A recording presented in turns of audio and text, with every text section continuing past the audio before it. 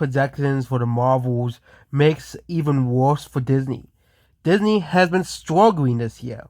They have not had a single box office success besides Guardians of the Galaxy 3. Okay, not a single box office success.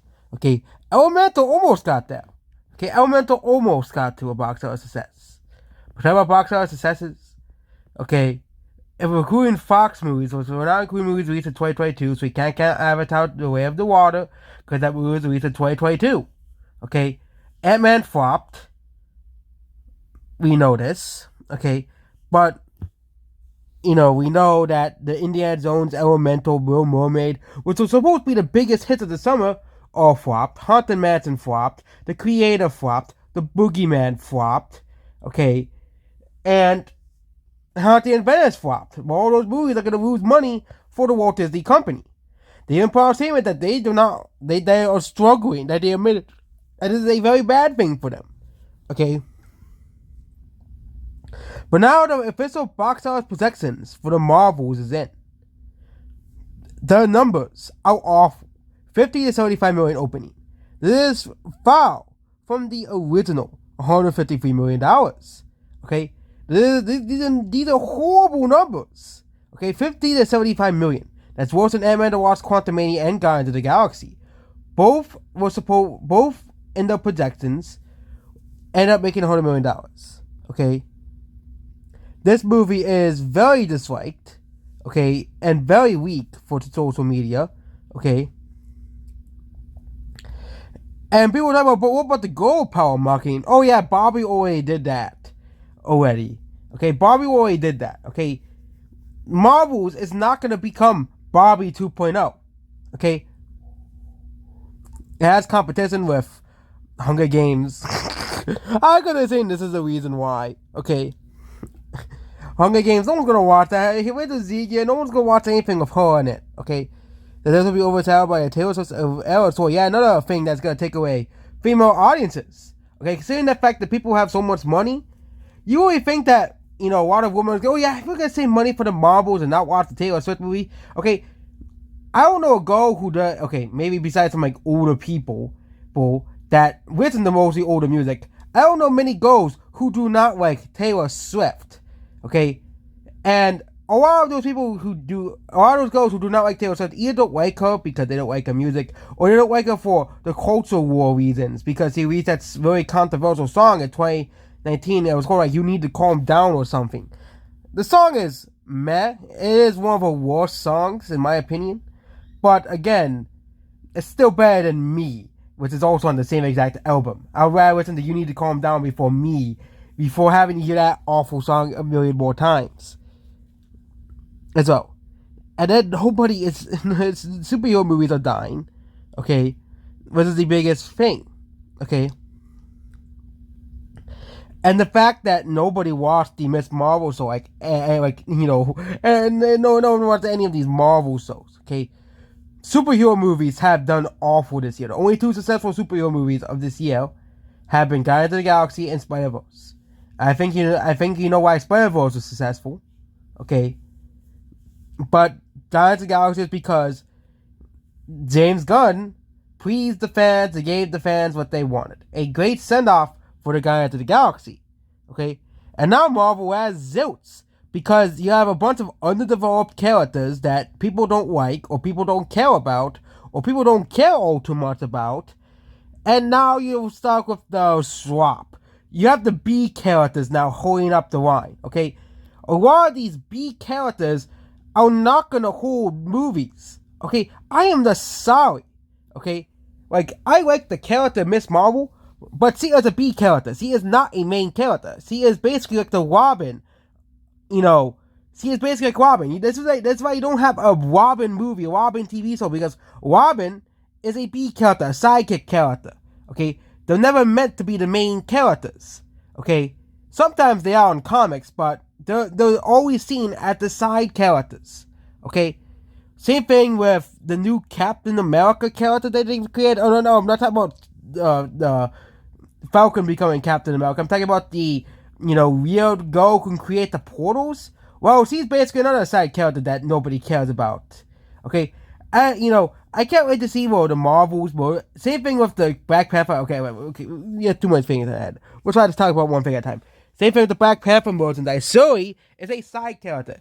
Instead of Marvel just recasting, Black Panther, they just made Zoe the Black Panther.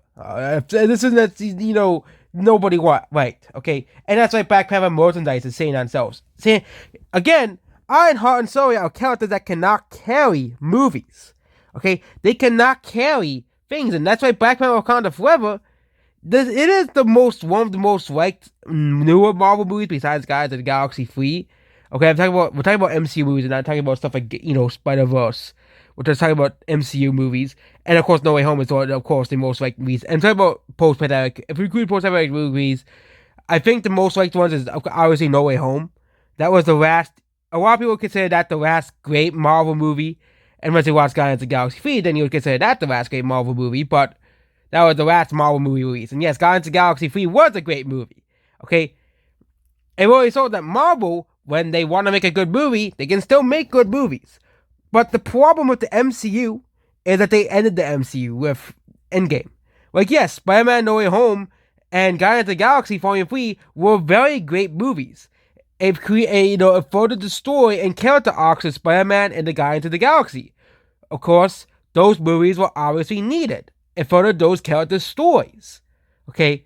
Black Panther: Wakanda Forever and Thor: Love and Thunder were two very unnecessary movies that butchered the characters' stories, and it's mostly the same for most of these Phase 4 and Phase 5 movies. Okay? They are a complete sit. Okay? Doctor Strange and Ant-Man were some of the most underwhelming movies I've seen in the past couple of years. Okay? And DC, even though a lot of people didn't really like or care all too much about the Shazam sequel, that movie did a much better job with its characters than Ant-Man the Wasp: Quantumania. Yeah. I wouldn't be surprised if The Flash is a better movie than freaking Ant-Man the Wasp: Quantumania. Okay? As well. And the Marvels is going to be the same exact thing. And no wonder why no one wants to go see this movie. You'll still have the Marvel fanboys who will go to see anything that has Marvel on the title, but that's it. These are awful numbers. Okay, considering that these and also let's not forget the competition. You had the Taylor Swift movie, which is going to draw away a lot of money from this movie. The FNAF movie, which is probably going to be a huge movie. I don't think they have numbers for that FNAF movie. Okay, as well. Okay, the FNAF movie is projected to do better. Then the FNAF movie is projected to do better. And on the same site, we have numbers for what could possibly be the biggest competition for the Marvels, the Five Nights at Freddy's movie. According to Directed To mention the Five Nights at Freddy's movie, the fact that this movie has a lot of hype behind it. Okay, yes, it will definitely not be the highest grossing movie of the month. Taylor Swift took that, title away from Five Nights at Freddy's, but Five Nights at Freddy's is going to be the store probably defeating the Marvels. Okay, unlike of Halloween and other IPs that basically are intended to sell, a horror movie, see on Halloween, Five Nights at Freddy's has a massive fan base. Okay, and this movie will probably overperform its box office similar to the Super Mario Bros. Movie. You're telling me it won't? You're telling me that Five Nights at Freddy's will not overperform the 33 to 42 million that they're projecting it will? Okay? And they're saying, but Killers of the Flower Moon? You're telling me that Killers of the Flower Moon, okay? Killers of the Flower Moon is going to destroy Five Nights at Freddy's in the box office. You really think that FNAF is scared of Killers of the Flower Moon? Okay, no one's going to watch that. Okay, I haven't seen a single person talk about fucking Killers of the fucking Flower Moon. Okay, Five Nights at Freddy's will make more money than they are expecting it to make, like Mario.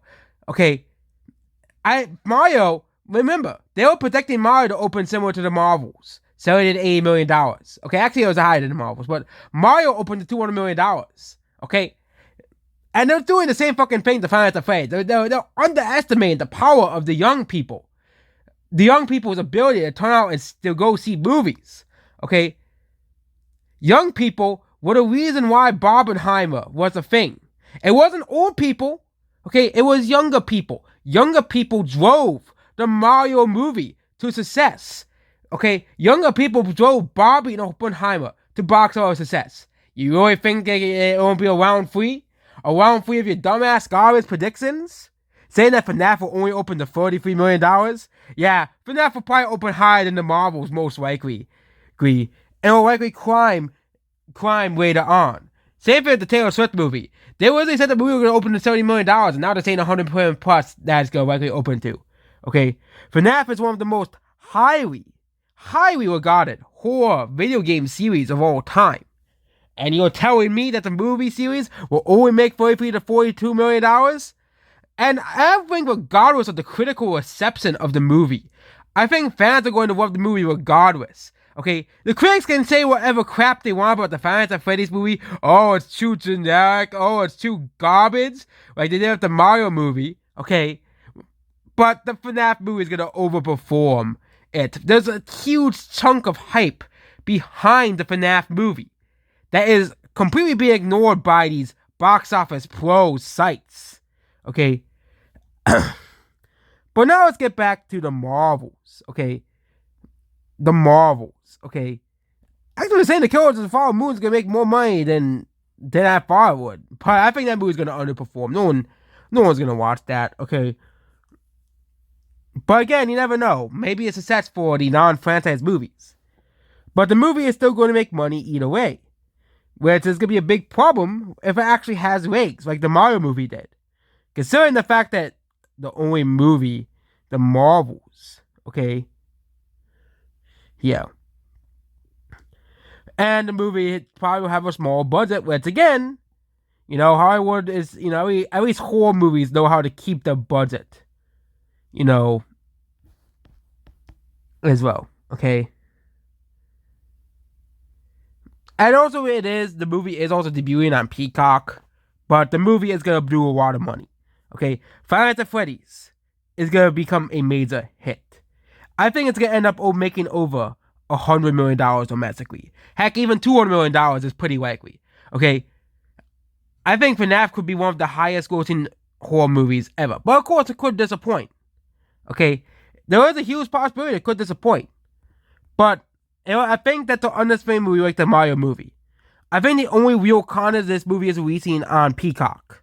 Okay, the FNAF is releasing on Peacock. That's the only thing that could really damage the box office of the FNAF movie.